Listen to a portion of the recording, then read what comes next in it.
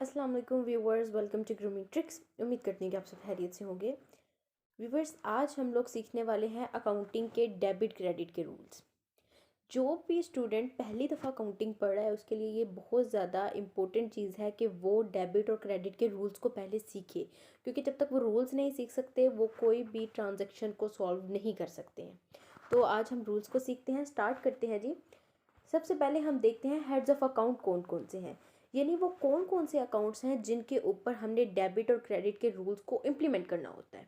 आप देखें कि कोई भी ट्रांजैक्शन होती है तो उसको रिकॉर्डिंग करते हो अकाउंटिंग साइकिल के मुताबिक, तो सबसे पहले आपने उसको जर्नल में रिकॉर्ड करना होता है। और जर्नल जो है वो डबल एंट्री सिस्टम पर बेस करता है, यानी आपने उसमें एक चीज़ को, एक अकाउंट को डेबिट करना है और दूसरे को क्रेडिट करना है। तो आपको रूल्स पता होंगे तभी आप उसको डेबिट या क्रेडिट कर पाओगे। तो देखिए, सबसे पहले जो अकाउंट जिस पे हम डेबिट क्रेडिट के रूल्स को अप्लाई करते हैं वो है number 1 assets, number 2 expenses, number 3 liabilities, number 4 revenue and number 5 is capital. Capital यानी वो पैसे जिसके साथ हमने बिजनेस को स्टार्ट किया हो, वो हमारा कैपिटल होता है, सरमाया होता है।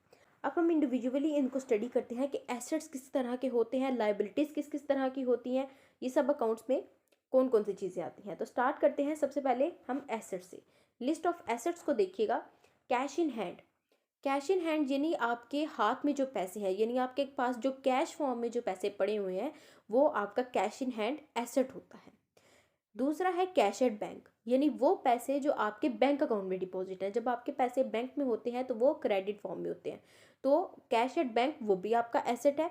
इन्वेंट्री यानी स्टॉक है, वो भी आपका एसेट है। Account receivable and note receivables, account receivable यानी आपने किसी से पैसे लेने हैं, आपने किसी को उधार पर चीज़ें दी, आपने किसी से पैसे लेने हैं, तो वो जो आपने पैसे लेने हैं ना वो अकाउंट रिसीवेबल्स होते हैं।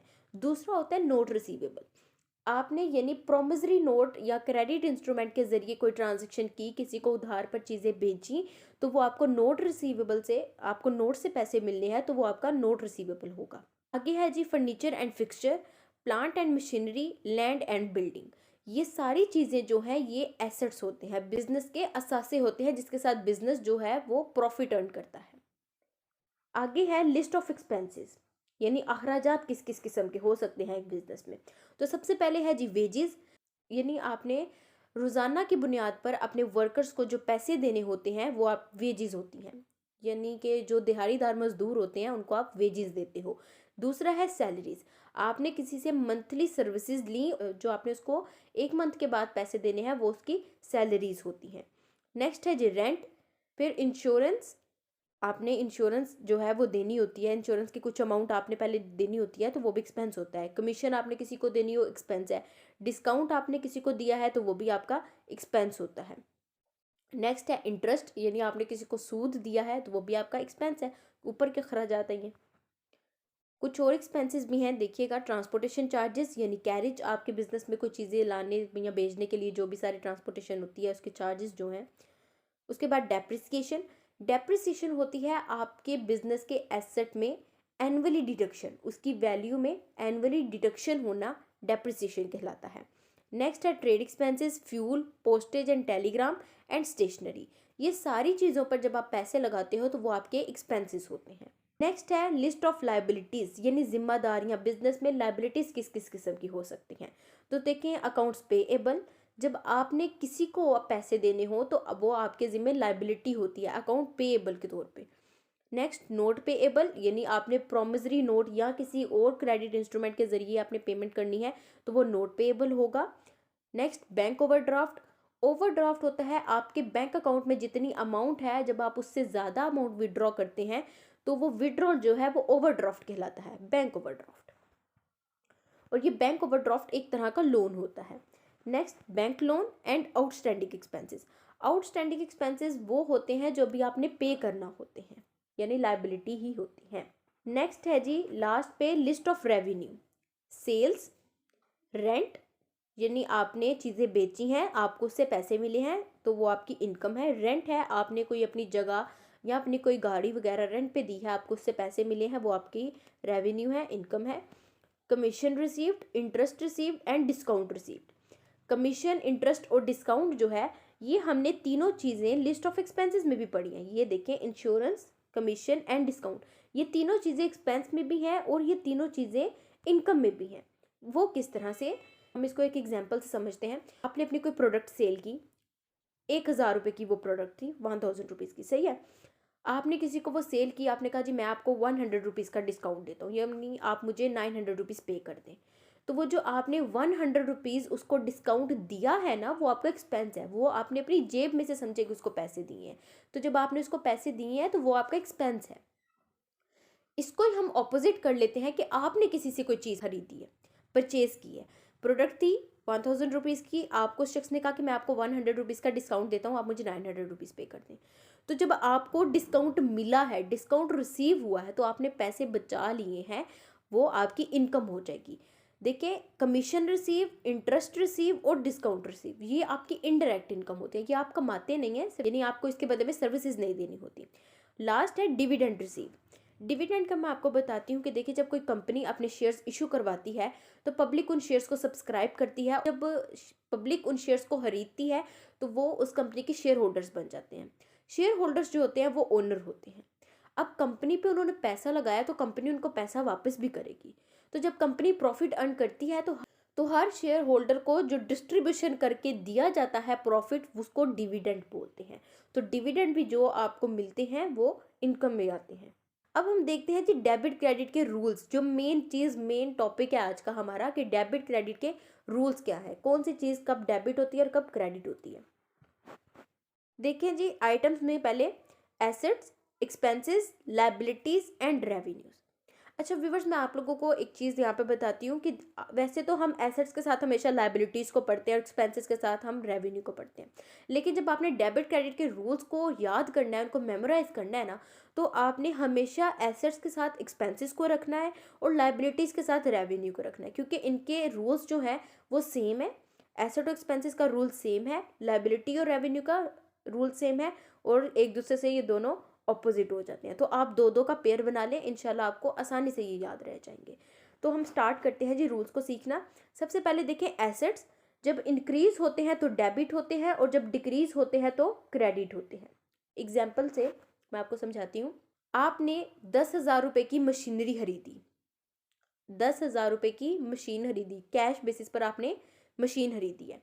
तो आप देखें कि आपके पास एक एसेट आया, मशीनरी एसेट है ना, तो वो इंक्रीज हो गया। तो डेबिट क्रेडिट के रूल्स के मुताबिक देखिए, एसेट जब इंक्रीज हुआ तो हमने उसको डेबिट कर दिया, यानी मशीनरी का अकाउंट डेबिट। और एसेट यानी कैश, वो एसेट है और एसेट ही हमारा कम भी हो रहा है। तो जब एसेट कम होगा तो उसको हमने क्रेडिट कर देना। एक एसेट ज़्यादा हुआ उसको हमने डेबिट कर दिया, एक कम हुआ उसको हमने क्रेडिट कर दिया। दोबारा सुन ले कि एसेट्स जब इंक्रीज होते हैं तो डेबिट करते हैं और जब डिक्रीज होते हैं तो उनको हम क्रेडिट करते हैं। एसेट्स और एक्सपेंसेस का रूल बिल्कुल सेम है। एक्सपेंसेस में भी आप ये चीज़ याद रखिएगा, एक्सपेंसेस हमेशा डेबिट होते हैं, हमेशा डेबिट होते हैं। फॉर एग्जाम्पल, आपके घर बिजली का बिल आ गया 10,000 रुपये, तो आप ये थोड़ी बोलोगे कि मैंने 10,000 नहीं देने, मैंने तो भैया 8,000 ही देने हैं। हुआ कभी ऐसा? या आपने बोला हो जी गैस का बिल 5,000 रुपये आ गया, तो मैंने तो नहीं देने, मेरे एक्सपेंसेस बड़े बढ़ गए हैं। देने हैं ना, आपने देने ही देने हैं, वो एक्सपेंस है, वो कभी भी कम हो ही नहीं सकता, वो तो देना ही है आपने। यहाँ आप देखें कि आपने अपने वर्कर्स को सैलरी दी हो तो आप कहोगे यार मुझे वापस कर दो, मुझे चाहिए, मैंने नहीं देनी तुम्हें। नहीं ना हो सकता ऐसा। तो एक्सपेंसेस हमेशा डेबिट ही रहते हैं। थर्ड नंबर पे देखें, लायबिलिटी प्लस कैपिटल। लायबिलिटी यानी जिम्मेदारियां और कैपिटल यानी कि सरमाया।